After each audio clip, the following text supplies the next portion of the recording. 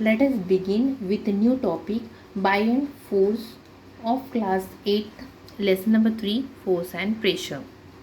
Okay, now I am going to explain buoyant force. Buoyant force I am going to explain by using some activity. You can see here, I take an empty bottle. This we call as a empty bottle. Empty bottle, ठीक है. Empty bottle means empty plastic bottle. आपने तो plastic bottle देखा ही होगा. एक plastic bottle को अगर मैंने पानी के अंदर डाला तो क्या होगा, ऑफकोर्स वो प्लास्टिक का बॉटल क्या होगा, पानी के ऊपर ही फ्लोट करेगा, ठीक है.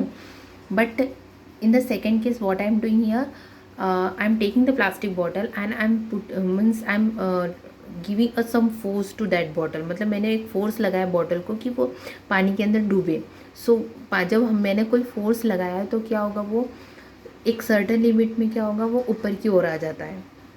ऐसा होता है ना, ठीक है. और अगर सेकंड केस में क्या किया और थर्ड केस में क्या किया, सपोज मैंने एक प्लास्टिक का बॉटल लिया जो कि फिल्ड है वाटर पे, तो इस केस में क्या होगा, ऑफकोर्स प्लास्टिक का बॉटल पानी के अंदर डीप होगा but it will not touch to the surface. वो डायरेक्टली जस्ट लाइक एक स्टोन ले लिया. एक स्टोन मीन्स पत्थर को अगर मैंने पानी में फेंका तो ऑफकोर्स वो पानी में पत्थर क्या करेगा, डायरेक्टली जाके बॉटम ऑफ द सरफेस को टच कर देगा, है ना. पानी का जो गहरा है नीचे उसको टच कर देगा. क्यों करेगा, क्योंकि उसका वेट जो है, उसकी डेंसिटी क्या है, डेंसिटी मीन्स क्या होता है, मास अपॉन वॉल्यूम. उसकी मास ज़्यादा है, ठीक है, इसीलिए वो सरफेस में जाके टच कर दिया. But here in this case the bottle it's not going to deep inside the water. Okay, वो तो एक तो पानी में डूब भी नहीं रहा है और पानी के ऊपर भी नहीं आ रहा है, वो बीच लेवल में है. ऐसा क्यों हो रहा है, okay. So what is happen, because it does not have so much weight. क्योंकि बॉटल में ज़्यादा वेट नहीं है कि वो पानी में डीप हो सके, ओके. और ऐसा कोई तो ऐसा फोर्स है जो कि उसे डूबने भी नहीं दे रहा है और उल्टा ऊपर की ओर उसे पुश कर रहा है, राइट. मीन्स फ्लोट करवा रहा है, करेक्ट. नॉर्मली क्या होता है, just like in this case, एक एग्जांपल हमने बॉटल का जो बता रही हूँ, उसमें क्या होता है, एक फोर्स होगा. इसमें क्या होता है, एक फोर्स होगा जो कि नीचे की ओर खींचेगा उसे. एक फोर्स हो रहा है जो ये बॉटल को क्या हो रहा है, दो टाइप्स के फोर्स हो रहे हैं. एक तो बैलेंस हो, एक मीन्स बैलेंस और अनबैलेंस फोर्स हो रहा है. एक फोर्स जो है उसको बॉटल को नीचे की ओर खींचेगा, ओके, और उसका वेट और ग्रेविटी होगा. मीन्स नीचे की ओर खींचेगा उसका वेट और ग्रेविटी. और एक फोर्स है जो कि उसको ऊपर की ओर खींचने की कोशिश करेगा. और जो फोर्स जो ऊपर की ओर खींच रहा है उसे कहते हैं Bayern forces. Have you understood. Means Bayern forces means the upward force acting on the object in water, or we can say in the fluid, is called as the buoyant forces. Have you understood? Now you can see here water system. Take a plastic bottle and fix the lid tightly. मतलब एक plastic bottle लो, उसको उसकी जो lead है उसको fix कर दो. And now place it in water and see. मतलब पानी के ऊपर रख दो तो क्या होता है, देखो, it will float on water. Of course ये पानी के अंदर डूबेगा कि नहीं, क्योंकि ये एम्प्टी बॉटल है तो ऑफकोर्स वो फ्लोट करेगा. Try and push it into water. अगर यही बॉटल को अगर मैंने बहुत ज़ोर से पुश किया नीचे की ओर तो क्या होगा, even when push it continues to float, थोड़ी देर में क्या होगा, वो बॉटल जो है ऊपर की ओर फिर से ऊपर की ओर फ्लोट करेगा. ये जो एक्सपेरिमेंट है and can also be done with a plastic hollow ball. मतलब एक प्लास्टिक का बॉल के भी साथ एक्सपेरिमेंट कर सकते हो.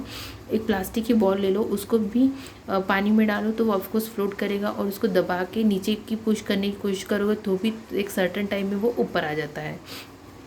नाउ सेकेंड केस में क्या बोला है, now fill the bottle with water to the fullest capacity and close the lid. मतलब ये बॉटल को पानी से भर दो, ठीक है, एंड रिलीज इन वाटर. और पानी में छोड़ दो. रिलीज मतलब पानी के अंदर छोड़ दो. तो क्या होता है, the bottle will float inside the water. Of course ये भी बॉटल क्या करेगा, पानी में फ्लोट करेगा. मैंने अभी बताया था एक केस, वो bottle bottom of the surface को टच नहीं करेगी, वो भी फ्लोट करेगी. क्योंकि इसमें एक ऐसा फोर्स क्रिएट कर रहा है जो कि बॉटल को डूबने भी नहीं दे रहा है और जो कि बॉटल को डूबने भी नहीं दे रहा है ऊपर से, और उसको ऊपर की ओर भी खींच रहा है, ठीक है. तो जो बॉटल को नीचे की ओर जो फोर्स खींच रहा है वो किसकी वजह से, उसका वेट और ग्रेविटी की वजह से। और जो फोर्स ऊपर की ओर उसको खींच रहा है, वो जो फोर्स ऊपर की ओर खींच रहा है उसे कहते हैं बायोन फोर्स।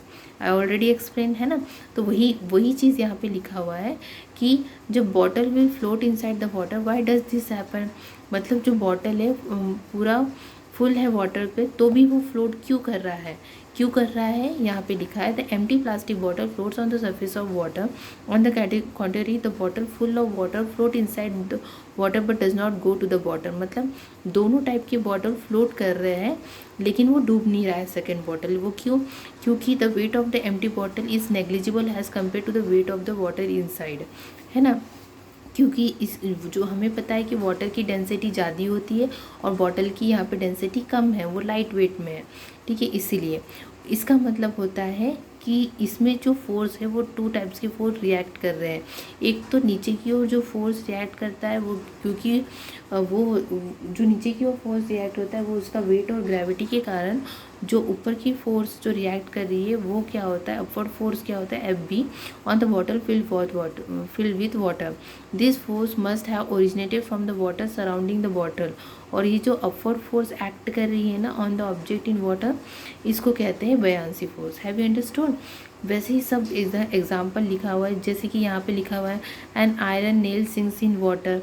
जैसे कि एक किला है, वो पानी के अंदर फेंका तो ऑफकोर्स वो जल्दी नीचे डूब जाएगी, क्योंकि उसका जो डेंसिटी है, मीन्स उसका जो मास है, उसका जो वेट है किले का क्या है, बहुत ज़्यादा है, इसलिए वो पानी में जाके डूब जाती है। उसमें बॉयंसी फोर्स रिएक्ट नहीं करेगी क्योंकि ऑलरेडी उसमें उसकी डेंसिटी वेट जो है वो ज़्यादा है, तो उसमें बॉयंसी फोर्स जो है, बायोन फोर्स रिएक्ट नहीं करता है, ठीक है।